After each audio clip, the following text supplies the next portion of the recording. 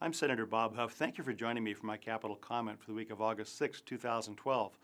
Well, I've been dark for a few weeks because we've been on summer break. That's break from Sacramento, not break from work. But we're back to work. We have another 4 weeks that will wrap up this session, keeping in mind this is the second year of a 2-year session.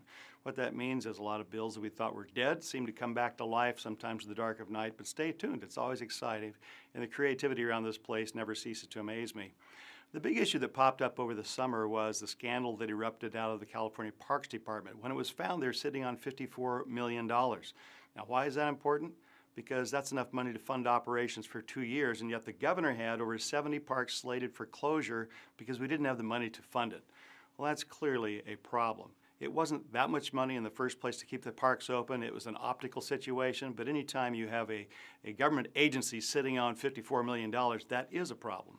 So there's swift fallout. Ruth Coleman, head of the department, resigned. Her number 2 was fired. Department of Finance the money was hidden from them, so they're not happy about it. And outrage is certainly deserved. The governor, trying to mitigate some of the damage, ordered a review of all agencies, and then a week later said, well, there's no real further irregularities. Well, they came up with a couple $100 million, but it was sort of accounting errors, and they couldn't spend the money anyway, they said. The problem was this was a hasty review, and we demand a much more thorough top-to-bottom review.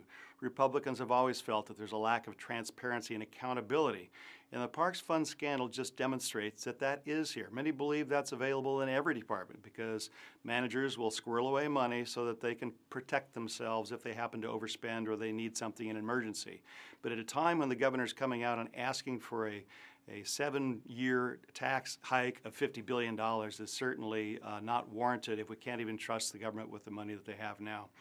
So the Republicans have asked and sent a letter to the Democrat leaders asking for full hearings on this. We've demanded 17 people to testify under oath, something that we can do, and we're looking forward to having them respond to that.